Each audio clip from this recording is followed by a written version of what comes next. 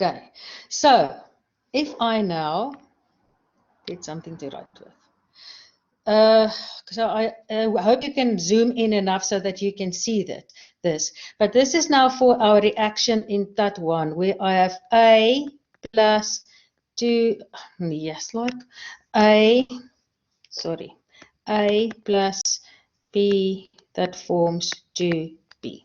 Right, so I have set up my equation that I want to differentiate over here. Okay, so I've got my independent variable and then my variables, because I want to solve IVP. If I use ODE, of course, it's the opposite way around. So here I just specify which is which, I calculate my concentrations, each of the rates, and now I've got my two differential equations that will tell solve IVP how the slope changes along the length of my reactor. Okay, so now I want to find the position. I want to find the position where I have 85% conversion. So I write an event function. So the event function, so except for the name, you copy and paste this, copy and paste this part, you copy and paste this part, even if the variables are not going to be used in the calculation of your event. So you must say, I'm going to evaluate it, this is going to change, this is my variables, and then give your answer. Zoom in a little more. Okay, can you see is it better? Can you see better now? I don't know what you see. Can you just let me know? We can see it's if we zoom in ourselves. So on the left top corner, we can zoom in ourselves. Okay, thank you. You can zoom right. So please in the chat, check out what the guys recommend for you to zoom in yourselves. So, right, I am quite zoomed in now, so I can see clearly. So now in this event function, it must return something that is going to be 0 when this event is fired. That's the cool word we use. When the event fires, this function must be equal to 0. I like to write this function in terms of one of my variables at least. So now my x target is here is 0.85, so I can calculate what the FA target is, and as soon as this happens, so when FA reaches the point where FA is such that 85% is converted, this equation is going to be equal to 0. So that is when that event will fire. Right? So now this event I'm going to use as a normal event just to find this. I can also define terminal events. So I write and I can specify as many events as I want. So here I want this integration to stop in this case when I've reached 90% conversion. Okay, so 90% conversion. So once again, copy and paste that part, copy and paste that part of my syntax. So I specify my xfin, I calculate what my final molar flow rate will be. One of my variables must be involved in this equation that I return, and this will go to 0 when the conversion is 90%. And now this is the syntax in which I switch on this terminal event. I just say, that event dot terminal, and that must be true, which means that please stop integrating when that is going to be true. So for solve IVP, I need to specify a boundary. So this is not an array of values. Okay, this is just start integrating, stop. And solve IVP chooses the increments. It decides, oh, here and there and maybe there and that. So it decides using its integration procedure where it is going to choose the V values for which it is going to integrate. So you do not specify the V span, okay? So I must also then give the initial values, right? Start when that is 0, start integrating at that point. And I give it to solve IVP into list values. So here I specify my function. I give it the V range, but remember this is now just almost, it's the boundaries. It's rather a misnomer there. It's the V boundaries, my initial conditions. So this is actually all you need. Let me clear up some space here. All these terms are optional. So this is all I need for this thing to run. all I need for this solve IVP to run, and it will give me some results. But when I now switch on the options, so this is one of the options, is to say I want you to also take cognizance of these two events. And then you give it to it in a list. And I can now add an event at 50% conversion, whatever. I can add as many as I want. So at this one, it's just going to give me the value. So this is, please give me the value of V, where this is going to be true, and do not integrate beyond that point. I will switch that on when something can happen, like a pressure drop can go to below 0 if I choose my catalyst mass to be infinity, and then I get horribly weird results, okay? But this is just for me to illustrate to you what's going to happen. And then I see some of you use the t-eval function to make sure that you get nice smooth data. So this is just an alternative that I prefer. I switch this option on. Dense output must be true. So what this is lovely, because I will show you what I'm going to do with that dense output true. If dense output is true, I can, after integration, ask it to calculate my molar flow rates, or whatever my variables is, at any V that I choose. And let me show you the syntax for that. So I am going to scroll a bit. Okay, there we go. It's always a good idea to print out how does it look. So if I now solve this answer, it gives me this. So excuse me if my nomenclature is wrong. I'm a self-taught Pythoner, so I believe this answer is a tuple. That's the variable type. It's a tuple. Yeah? I sound like Mary Poppins. It's a tuple. And then if I want anything, so let's just see what it tells me. It says, oh, a termination event occurred. It means I stopped integrating because I reached that point. It just tells you how many, what happened in its integration procedure, and whether it achieved success. So this, if I now want any of these elements in tuple, I can just say, please print answer dot whatever dot t, then it's going to give me all the t values, and t is always whatever is on the x-axis. In our case here, that is the volume. And or I can say, please print answer dot y. So this is all my y values, and you can see that there are two, because it's this one, the first one, and then where does it start? And then the second one for FA and for FB. So this is my Y values, and in this case it is FA and FB. And the Y events, the T events is what I'm interested in. So that gives me the volumes where my events occurred. So it gives me the values. So this, in other words, means that this is where my first event fired. So this is at 13.9 liters. And this is where my second event fired. So I stopped integrating at that position. Okay, so now I can ask it to, so now I just converted that to a float value so I can work with it later on. So I said, please print the first one. Give me the value of that first element in T event. That's why I use T0. So it's going to give me, okay, let me just, clear some space.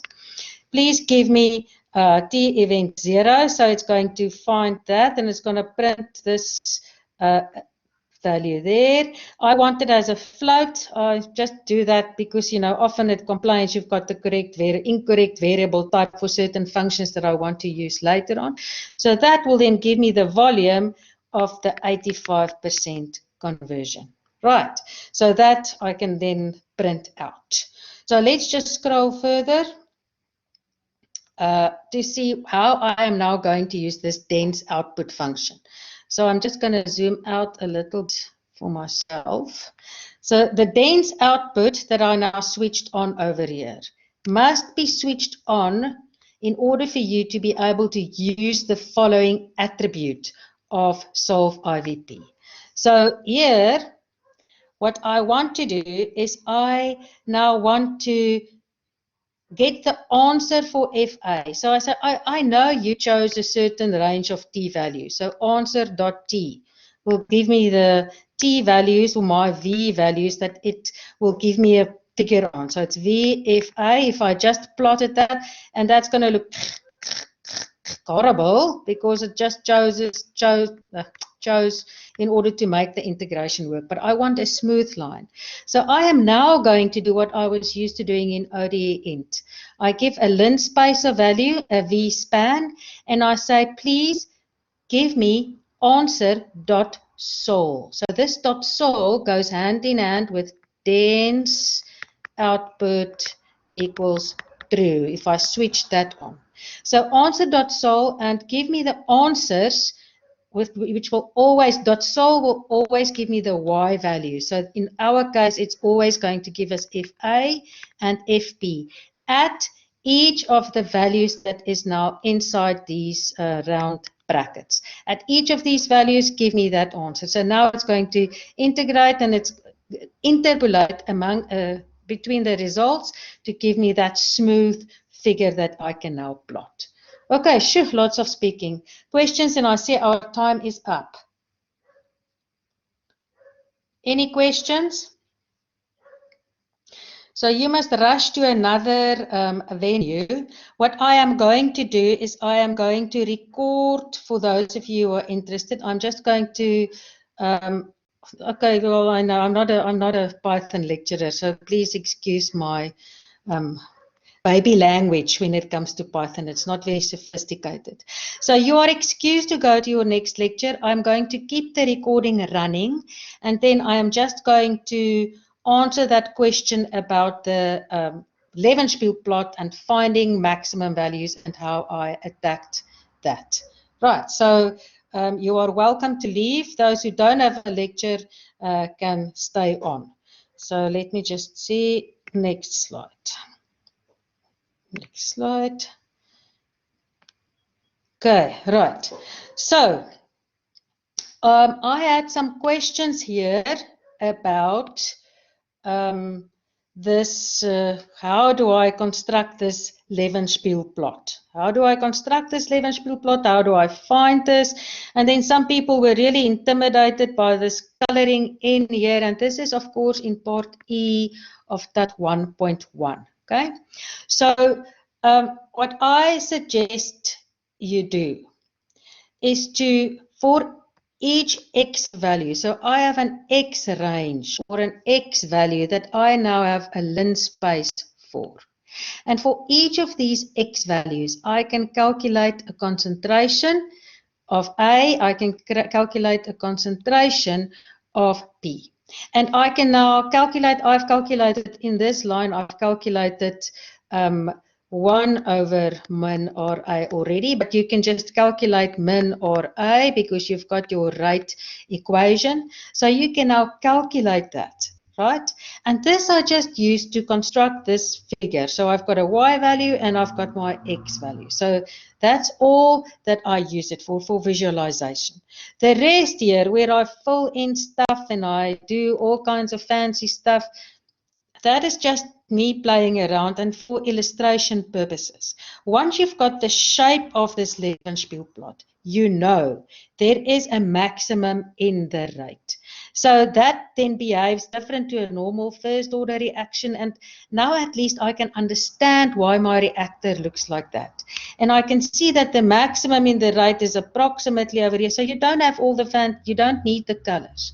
So what we are now going to do is to use that maximum in the rate. If I want to find the maximum in the rate, this is my syntax that I am going to use. So if I, now let's say I calculated RA or min RA, okay? I'm just going to go back to the slides where I actually did that. A, B, and E, sorry.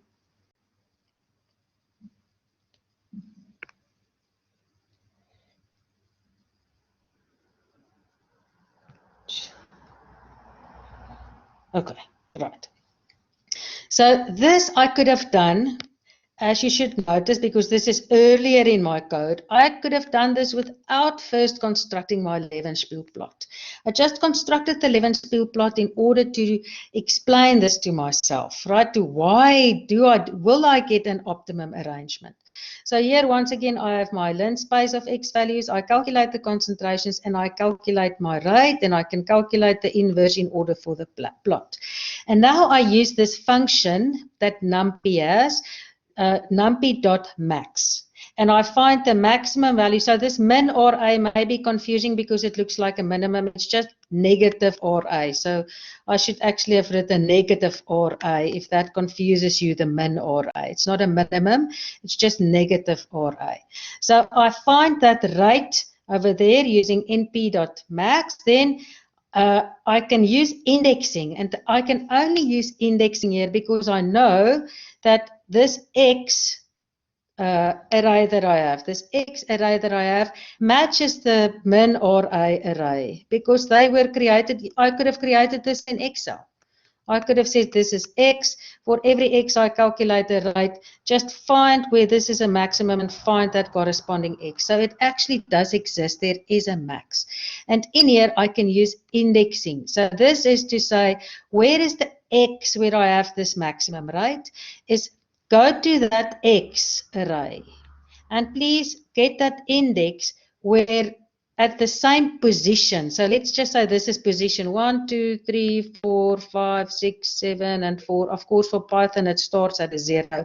Find that value where in the array for min RA, where this one reaches that value.